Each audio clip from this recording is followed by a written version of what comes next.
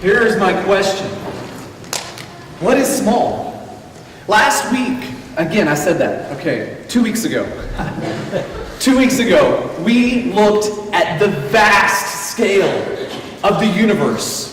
We built a solar system here in the auditorium and talked about how our next closest neighbor, Alpha Centauri, would be in Columbus, 125 miles or 25.669 trillion literal miles, 4 light years away. Big. We looked at things like VY Canis Majoris, the largest known star in the universe, that would take a commercial airliner 1,200 years to fly around it. But what is small? Let me ask if you recognize any of these images. If you recognize one of these small items, just shout it out. It's okay. What is this? Anyone? That is right. That is the eye of a needle. Very good. How about this one? That's an ant, very good, holding a microchip. I don't know how they got the ant to hold the microchip, but I mean, the internet's full of crazy things that are totally pointless. This would be one of them. It's going to go viral, I'm sure, soon. Anybody? This is a guitar string. Absolutely incredible, under thousands of times magnification. Yeah, I heard it. Snowflake. Very good. Another very small item that's absolutely gorgeous when magnified. Just absolutely incredible. This one blew my mind. This is the remains of butterfly eggs after they've been hatched. This is how butterflies have babies. All right? This next one's pretty cool. Anybody know what this is? Corn? This is actually salt and pepper under magnification, something that you eat probably every single day. Every single day. Here's another one. Very good. I had 2 people who knew what that was. That's awesome. Good job, guys. That is Velcro. Very good. This next one might freak you out just a little bit. Hair. Hair. That is a split end. Yeah. All the ladies are going to the salon after this. They're like, oh no, it's terrible. Now let's get even smaller. Blood cells. Yes, very good. Those of you who've looked at these under microscopes know very well what that is. And then if we get even smaller, yes, that is a human cell. Now, let's dive into the human cell and show you the machines that make it work. These are computer-generated images because it is impossible, let me just emphasize, it is impossible for light waves to travel to the extent that human eyes can perceive any of these structures. We have to use electron microscopes which bounce off the surface and give us a really rough outline of what these things are, and then computer animators go into computers using the shell of what an electron microscope provides to give us these images. And these are pretty accurate as far as what the biological machines are inside your cells. Now, all of these might not be in a cell. This is just one capture of a bunch of different protein machines. But then we get even smaller. And you all know what a DNA double helix looks like. We've seen it. We all know what it looks like. What's interesting is that we've only known the shape of DNA for about 65 years. It's a relatively new discovery. So here's the question that we're going to look at this morning. Another great unanswered question. Looking at all these things under a microscope are quite beautiful, many of them, but how did life begin? How did life begin? A biologist once said, the problem of the origin of life is clearly, basically, equivalent to the problem of the origin of biological information. Don't get lost in all the big words. He uses a lot of big words, but he's basically saying we've got to figure out where the code came from that lets us have life. That code is known as DNA, or deoxyribonucleic acid. Yes, got it. Whew, I'm only going to say that one time. I practiced, so that's it. You can read it from now on. I hope I spelled it right. This is the instruction book of life. It's been compared to blueprints. Think about how complex blueprints are. I don't know if you've been able to see an actual blueprint schematic for big buildings and all the different mechanical systems and electrical systems. I mean, electrical blueprints alone are really, really complicated. And so DNA has been called the blueprint of life.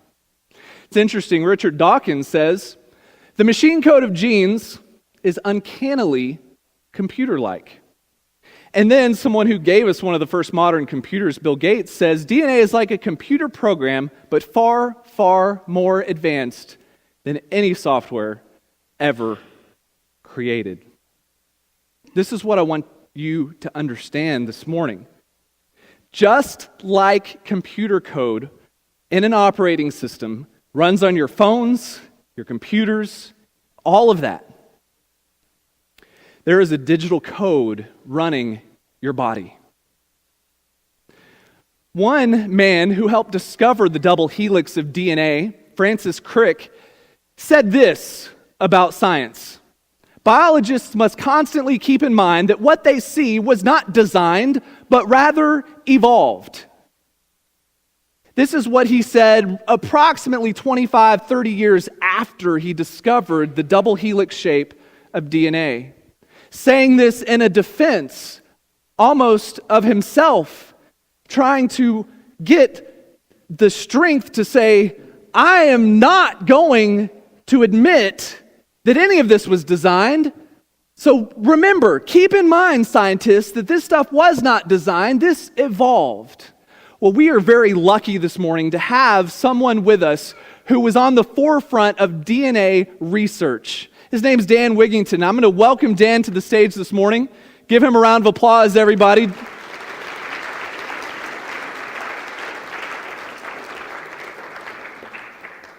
Dan is going to help us go through just a few things about his background and about some amazing qualities of DNA that are going to help us as we move through the rest of our lesson this morning. So let's get started. Good to have you. Thanks. Good to be here. Well, it was coincidental, I guess, that you happen to be here this morning, but... No, not exactly. Awesome. Well, I've got the questions up on the screen that we're going to go through. So first, let's just talk a little bit about your background. Well, I hate to talk about my background because it always sounds like, it doesn't sound good to me, but I'm going to tell you anyway. So I went to Abilene Christian University and obtained a degree in chemistry as an undergraduate. Then I went to the University of Texas and spent 6 years working on a PhD in biochemistry and microbiology. Then I did 6 years of postdoctoral training at the University of Kentucky and the University of Texas Health Sciences Center. And then at the age of 35, I got my first my only real job. I became a professor at the University of Cincinnati and Cincinnati Children's Hospital, where I spent the next 30 years teaching medical students, graduate students, and doing research and training people to do research in the areas of molecular biology and developmental biology and gene regulation. And some of the high points of my career, which I think you wanted me to mention, we were among the first 2 or 3 labs in the world to clone, sequence, and characterize a large human gene. We were among the first labs to use transgenic mice by introducing DNA into the DNA of mice and see how that affected the DNA that was there. We collaborated with scientists from Johns Hopkins and Harvard doing some of the very first gene therapy studies, trying to replace defective genes in babies with diseases to cure the disease that they had by introducing a good copy of the gene. And we were one of the very first labs to characterize a gene regulatory region called a transcriptional enhancer in humans. And one of the very last things that I did was make an artificial gene that we could use to analyze point mutations and see how that affected the gene's function. So, wow. That's a lot. Took a while. Yeah. That is amazing. So I would say that you're very qualified to speak on this That subject. was the reason that we talked about all this. Yes, very good. Well, talking about your career, how has our understanding of DNA changed just during your career? Well, I brought some notes. There's a lot of fact-checking going on these days, and I wanted to make sure I got my facts right, so I brought some notes. But you've already mentioned some of the things. DNA was actually discovered in 1869, but for about 80 years, they really didn't know why it was there and what it did. And actually, understanding that has occurred in my lifetime. And as you mentioned, in the early 1950s, James Watson and Francis Crick, and actually a number of other scientists who didn't get as much credit as they deserved, discovered that DNA was mostly in a double helix, a double-stranded, twisted form of DNA that you've already shown a picture of. And that allowed them to understand that within that helix was a code, and that code is what governs, as we'll talk about today, life and all of the function of the cell. And the next 15 years after that discovery was spent trying to understand what the code was and how the code transferred information from DNA to RNA to protein and what things were involved in that process. And about the end of that time is when I began my career in the late 1960s. And that leads us right into this question about your role in deciphering this code. I'm going to go ahead and put up the detailed image of DNA so everyone can see sort of an actual breakdown, and you can talk about this for a second. And before we go on to that, I just wanted to show you. When I was in graduate school, I was given this handbook. This is a 100-page handbook, and in that handbook is all of the known RNA and DNA sequence at that time. Oh, wow. It's 100 pages long. If you were to print out the human DNA sequence, which is 3 billion, it would be 100 pages this size would not fit because there are, I think, it would take 10 million pages to include all of the human DNA sequence. Wow. And so that would be about 100,000 of these would be required to, and that's just the human DNA sequence. That's not all of the other known species, protein sequence, RNA sequence, which is far more massive even than the human DNA sequence that's known. So. Wow. So what are we looking at right here when we look at this picture of DNA and these letters? Well, that's part of the code. On the surface, it seems like a very simple code because the alphabet for the DNA is really only 4 letters. It's A, T, C, and G.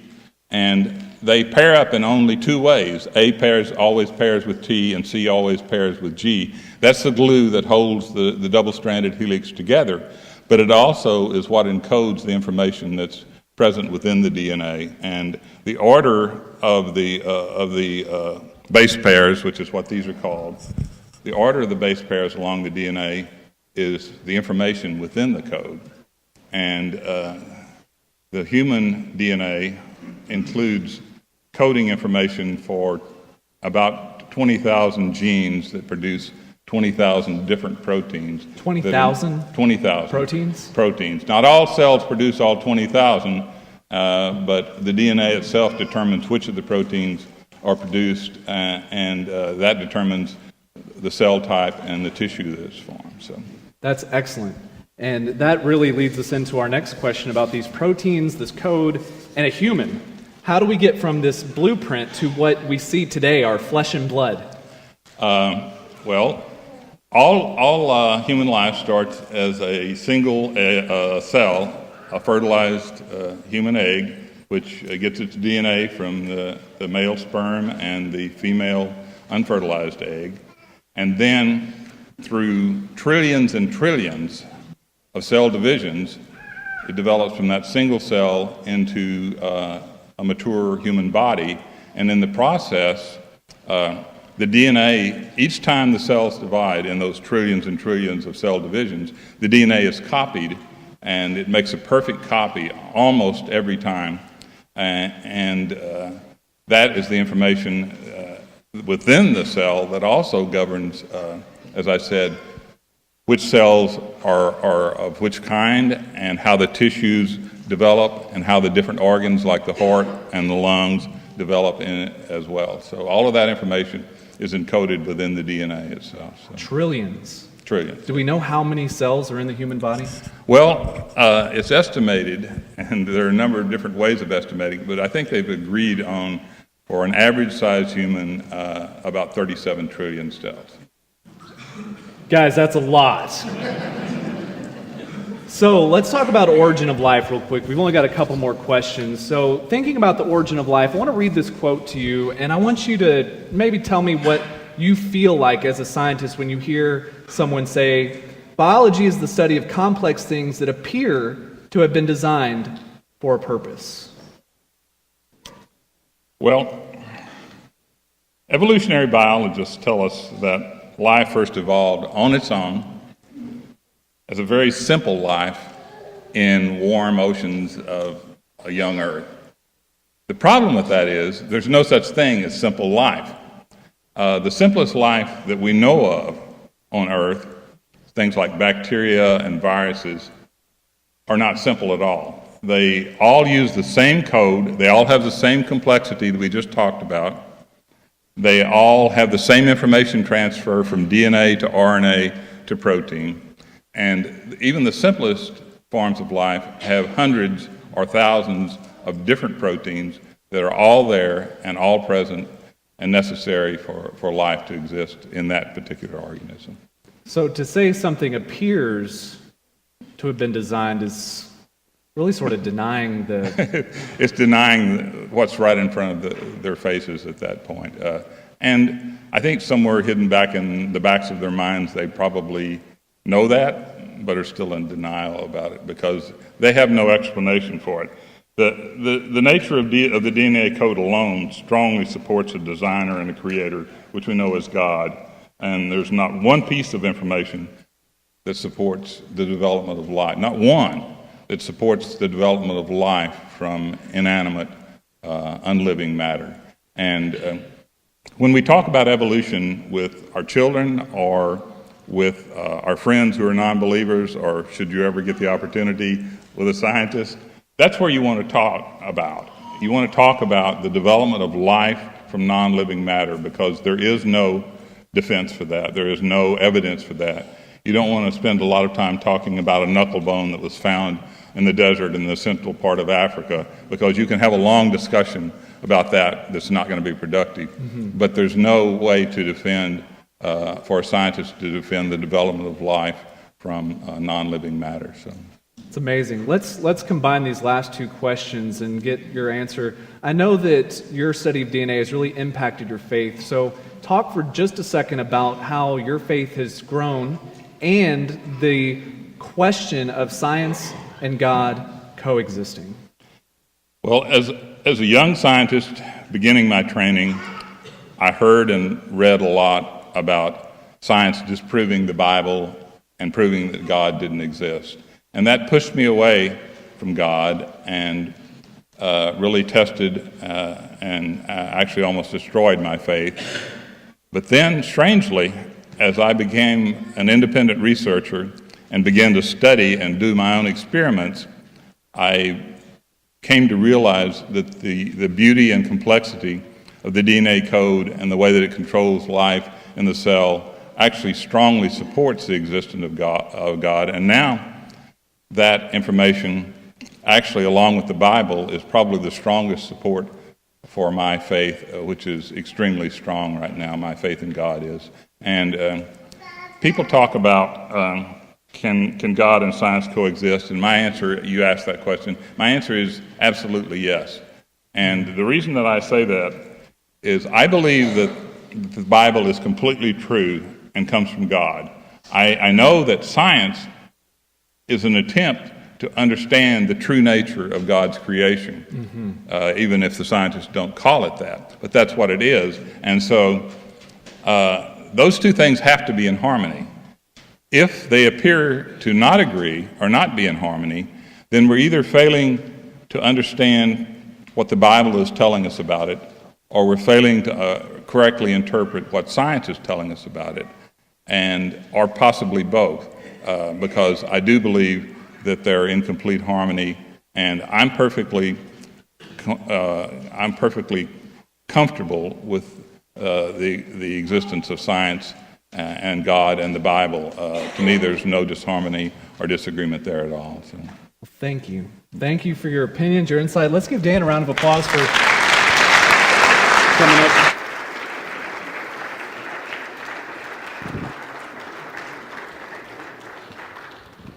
Thank you so much. I really appreciate that. And it's so great to hear from an expert in the field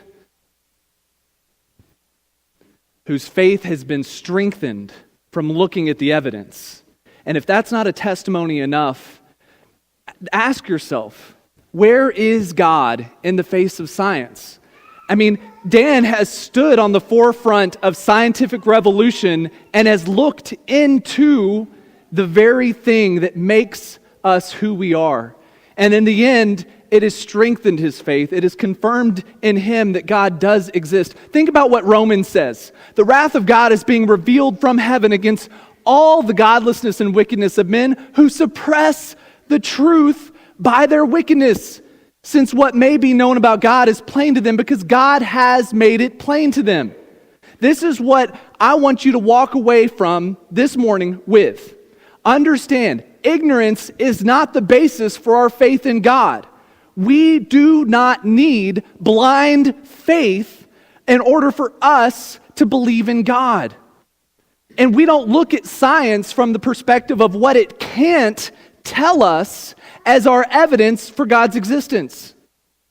We don't look at the unknown and say the unknown is why we believe in God. Our faith in God stands on what we know, not on what we don't know. So we don't have no reason to fear science. Like Dan said, when we look at it, it's either we don't understand the Bible or we don't understand science. The things that science has been able to prove, every single one of those things supports design, supports God's existence, to the point where I would say science is revealing to us the heart of God. Everything we learn about science reveals to us more and more about God. We look at this complex, intricate structure, and we ask ourselves, where did the code come from? Well, let's think about this code. I'm going to give you 3 little exhibits that are going to help you understand a little bit more about this code and some things about what Dan has said. The first exhibit that we need to ask ourselves, and this is again in opposition or in response to a lot of people who say things about DNA that aren't true. We ask ourselves, what kind of information is in the code? This is example 1. What I'm about to show you is information.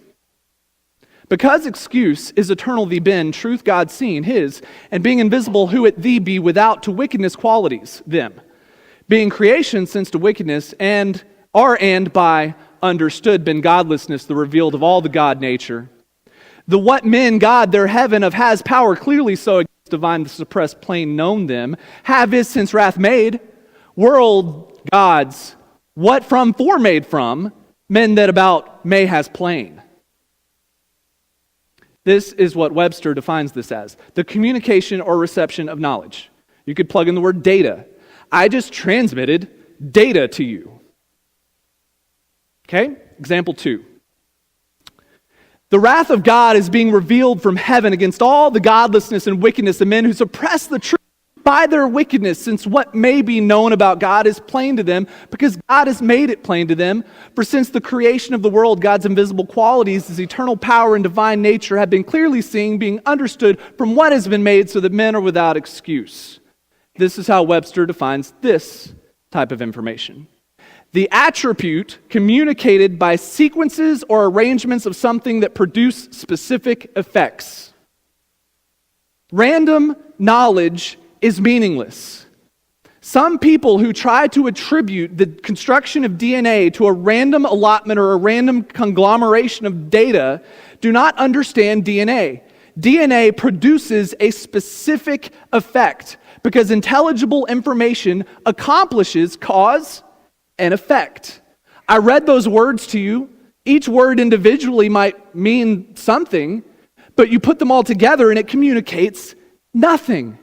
Intelligible information communicates something like this. This is binary code. Every bit of data that your computer interprets goes from what you give it into binary. And this is just the basic, I cropped it off, but these are some basic alphanumeric letters, numbers, and what the binary code would be. Binary because there's 2 digits, zeros and ones. If you didn't know this, everything your computer processes is zeros and ones. But the computer understands letter, cause, binary, effect. Okay? That's what it does. And things complicated like this. This is the HTML for Facebook. Just right off the front page. First thing that HTML is doing here is loading a bunch of different resources and JavaScript assets. Okay? These things have a purpose. And Bill Gates himself said that even the most complicated computer code pales in comparison to DNA. Now, if you're not a computer person, this is the kind of code you read all the time. Language. This is a code. This is a quote from a book I was reading talking about these techniques that discovered DNA enabled scientists to establish a definitive link between base sequences in DNA and the sequences of amino acids. Okay, just interesting. They found genetic code. Now, exhibit 2. Next, we get into this argument of complexity. Okay, so what? All right, so let's say the information communicates something. It's probably very simple. It's probably something that's easily understandable and not very complex. So I'll give you 2 examples of 2 different codes. Now, I'll give you 5 seconds to memorize these 23-digit codes. There's 20 on the screen. I'll give you 5 seconds, and then I want a show of hands of who could repeat the code to me. Now, this is a complex code, so get your thinking caps on.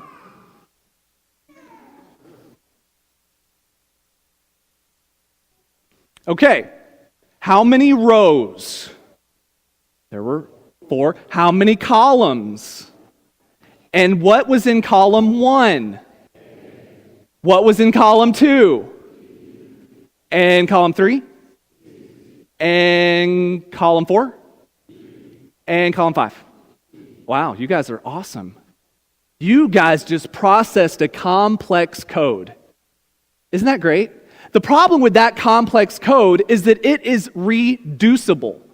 I can reduce it to an algorithm or a formula that can explain the code in less digits. I can make it smaller. I can reduce it. So while it is complex, it's not complex like this. Same task, 20 sets of 3-digit codes, 5 seconds.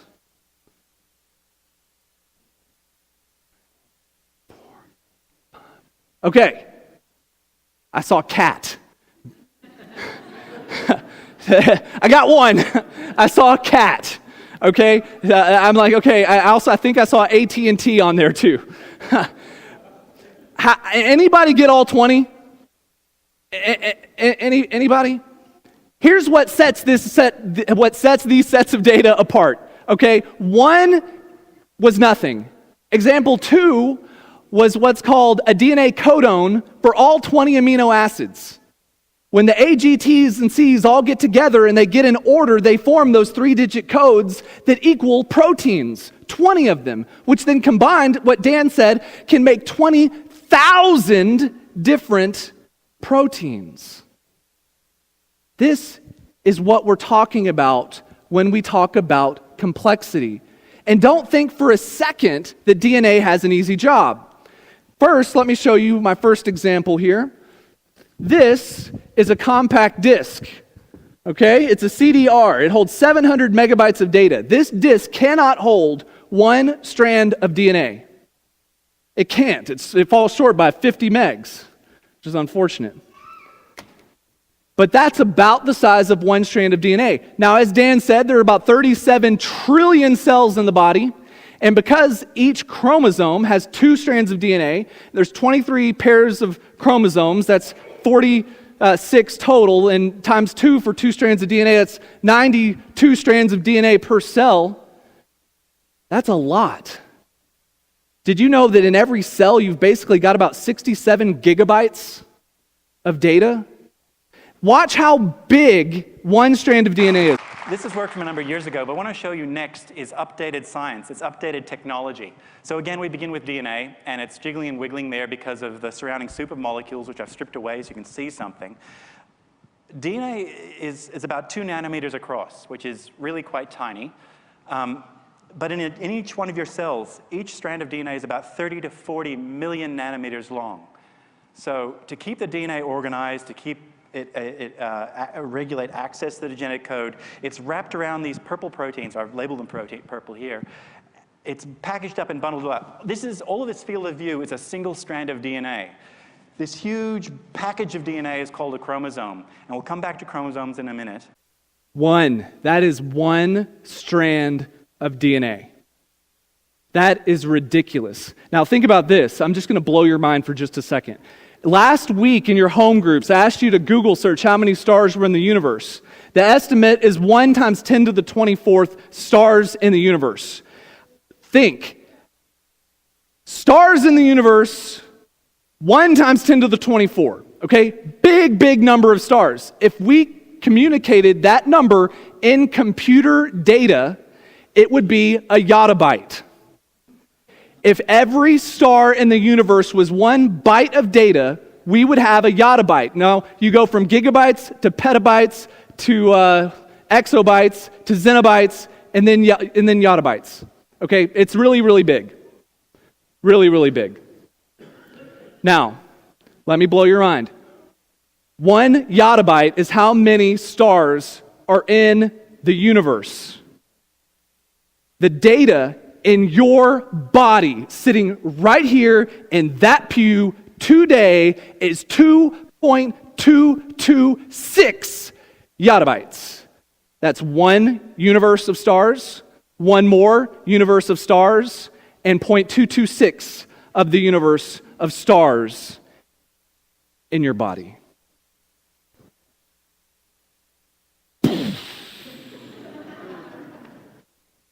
You know that song, I think it was by the Backstreet Boys, God Must Have Spent a Little More Time on You? You know that one?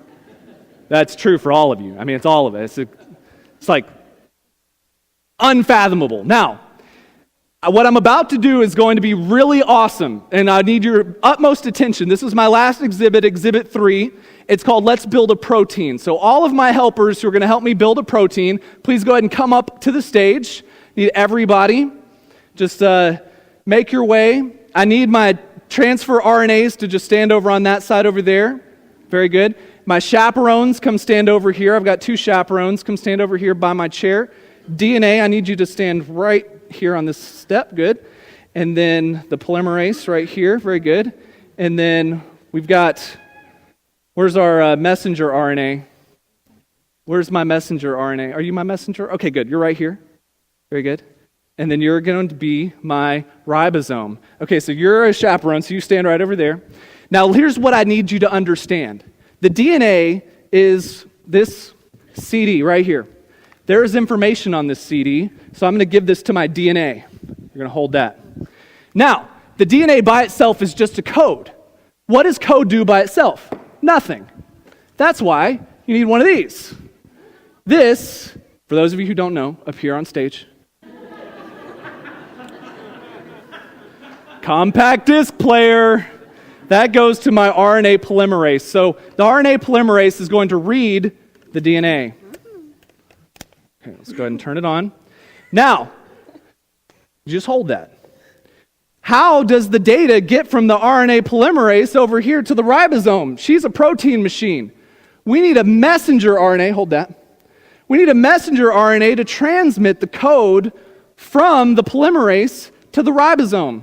So you're going to put those in and just wait for just a second. When I say go, you're going to push play on that, but find the play button. It's a little triangle. So here's what we've got. We've got DNA. We've got the RNA polymerase. This is a protein machine. We also have mRNA, which is you're the product of what's happening over here. And the headphones, you're the sound waves. That's what you're representing. The sound waves that come off the data that's being processed, being transmitted, and you're a machine, okay? So she is the ribosome, or the processor. Think of it like a CPU. You know, you've got your Intel 4.5 gigahertz CPU. That's what she's doing right here. So, in a second, when I play the video, my transfer RNAs are going to start bringing in my amino acids. Now, these guys also came from the DNA, but what they're going to do is they're going to go pick any 4 people they want. They've already decided ahead of time which amino acids. If you get selected as an amino acid, just don't resist. Just play along. It's fun to make proteins. So, I'm going to start the video. You start the recording. It's 1 minute long. She's going to listen to the data, and you guys go get your amino acids. And so what I'm about to show you is an accurate representation of the actual DNA replication machine that's occurring right now inside your body, at least 2002 biology. So DNA is entering the production line from the left-hand side, and it hits this collection, this miniature biochemical machines that are pulling apart the DNA strand and making an exact copy. So DNA comes in and hits this blue donut-shaped structure, and it's ripped apart into its 2 strands. One strand can be copied directly, and it can be seen spooling off down to the bottom there. But things aren't so simple for the other strand because it must be copied backwards. So it's thrown out repeatedly in these loops and copied one section at a time, creating 2 new DNA molecules. Now, you have billions of this machine right now whirring the right way inside you, copying your DNA with exquisite fidelity. It's an accurate representation, and it's pretty much at the correct speed for what it's occurring inside you. But I've left out error correction and a bunch of other things. Very good. Okay, so ribosome, you ready? Okay, y'all just stay put right there. You've performed your job. Now execute your code.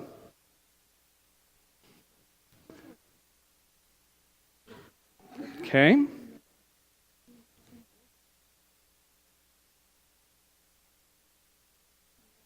Okay, very good, very good. Executed the code. I see some kind of a pattern here. Okay, very good. Now go ahead with the next part of the code. Uh-huh. Okay, and join hands too. I forgot that part. Join hands. Now we have a polypeptide chain, all right? This is awesome. Ribosome, you're good. In fact, why don't you guys, the 4 of you, go ahead and get your sign for me, and y'all go ahead and just stand over there. Y'all can put that stuff down. Yeah, and y'all go ahead and get your sign. You'll only hold 1 because y'all are done 2. Y'all go ahead and stand over to the side. Now, the result is a string of amino acids. It's a polypeptide chain, but that's not very useful. We need a protein. We need them to make a shape. So where are my chaperones? Chaperones. I only have 2, but that's okay. Y'all come over here, and y'all lead them up the steps onto the stage for me. So you take the first hand, and you stand at the back, and you take his hand, and you lead them up on stage. Yep, there you go, up on stage. Very good, very good. All the way across. Okay, very good. All right, no, you stand, oh, actually, sorry, turn them around, they're backwards. You chaperone, go back around that way. You walk this way, or that way. Very good. Perfect. Chaperones, y'all are done, so y'all go ahead and grab your signs. Yeah, one of you grab the chaperonin sign because the chaperonin comes next. Now, this is the fun part, okay? You got your letters. You remember what amino acid you are. Okay, so here it goes. It's fun to stay at the YMCA. It's fun to stay at the YMCA. Very good. Thank you very much. That's our protein. Now, y'all stay right there. Okay.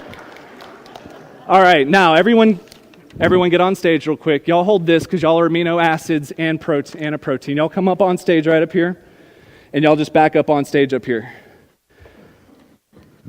Chaperone, and y'all come down here. There's not enough room for you down there. Y'all stand right here. Yeah, the 2 of y'all. Very good. Okay. You're like, what in the world does this have to do with God?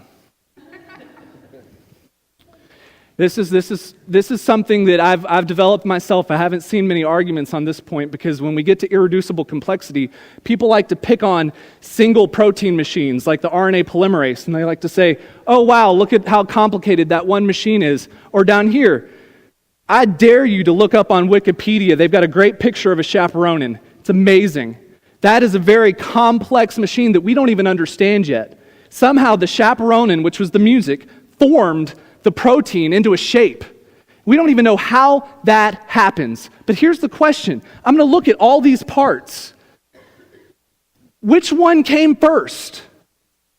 How is it that without the DNA, I won't have the code for the polymerase, I won't have mRNA, I definitely won't know which amino acids put together to form the protein, the chaperonin can't form to construct the protein, and the tRNA won't be able to go get my amino acids without the DNA. But what if I have DNA but I don't have the polymerase to read it? I have a CD but no CD player. What if I don't have my headphones? What if I just lose this one step? Bam! We don't exist. It's not we're dead, it's not like Earth from 2 weeks ago. We just don't exist. I mean, think about the chaperones. They escort the peptide chain into the chaperonin. What do we do without him? We can't do anything without him. And this is just a small sample of what goes into building a protein. There are over 100 parts that go into this process. I didn't have enough time to use everybody. But look at how complex this is. I mean, the ribosome over here is doing incredible work matching up the DNA code to the transfer RNAs that put the amino acids together that form the polypeptide chain. Without the ribosome, the whole system breaks down. And you could say that about every single part. Thanks, guys. Y'all can keep the signs. That's a souvenir. Thank you, guys. Good job. Thank you. Thank you. Actually, you want it? You can have it. I don't have any CDs to use for it. This is where we start. Now, if you think that's amazing, listen to this next thing. Of those 20 amino acids that are hard-coded into your DNA, the 9 in orange cannot be synthesized from what is in your body. Let me explain this again. You have to eat them. You have to eat the 9 essential amino acids or you're dead. And those codes for things that exist outside of your body in cows and chickens and things like that are coded in your body to make the proteins. So now we've got this whole strain of things that are making proteins that are dependent on amino acids that came from the crowd that you ate. That's sort of weird, I guess, that you guys are food now. But how astounding is this? That without the digestive system, this whole process can't start. Until you can eat food and get those amino acids to your stomach and carry them out to these machines, you can't do anything. And let's not even talk about the cardiovascular system or the respiratory system that delivers oxygen to the blood that then fuels the energy for the cells to even do any of this work. So which came first, digestive, cardiovascular, or respiratory system? Which came first, the ribosome or the DNA or the tRNA or the mRNA or the chromosome or the chaperone or the chaperone? Which one came first, people? It all appears to have this intricate level of design. Intricate, beyond imagination. That it takes 37.5 trillion of these machines, hundreds of them in every cell, probably thousands, working to produce your fingernail and every part of your body. And so we end with this idea. Does it have a purpose? All of this time, all of this effort, all of these shenanigans that are going on stage up here. Does it have a purpose? Think about this. God created the universe to have a yottabyte of stars. He created you with 2.25 times the information that's in the universe. Just give or take. I want you to think really hard of the last time you worked really hard to create something. Maybe you're a woodworker. Maybe you're a computer programmer or a developer. Maybe you created a project for work that you were just so proud of that you worked on for hours and hours. Or you see your kids working on projects for school. They put their heart and soul to make the little styrofoam thing that leans funny, but they're so proud of it. And you're so proud of the work that you do and the things that you put your effort into. But there's one thing that you've created that you take more care in protecting, more care in your energy, your time, your effort, and that's your children, your offspring. Something you've created that you spend so much time investing in, that you're so proud of. They're your heart and your soul. And Matthew writes, which of you, if your son asks for bread, will give him a stone? Which of you, if your daughter asks for a fish, would give her a rattlesnake? If you then, though ultimately you are evil, know how to give good gifts to your children, how much more will this Father, your Father in heaven, give good gifts to those who ask him? Church, this idea of family, of offspring, of love is not something that has evolved through millions of years. It's hard-coded in us. We're coded to love those things that come from us as our offspring, and we are the offspring of God, and he is a good Father. It's who he is, and I am loved by him because God made me in his image. He took so much more time to design you than he did to design the universe. This is the God who loves you. This is the God who cares for you. This is the God who calls you to leave your life of sin and to repent from your evil ways and to turn back to him because he wants you to be with him one day. And so science, what it's doing is revealing to us this heart of God, the detail, the care, the intricacy, all of the interwoven parts and the complexity and the effort that God went through. And it had to have been some effort for him to have designed it all this way. All of the systems, the trees and the plants and then the animals and us and how they all work together in the environment, the solar system, and everything, how it comes together for you. How he's designed you with such care. This is us looking in the face of God. So God created mankind in his image. In the image of God, he created them. Male and female, he created them.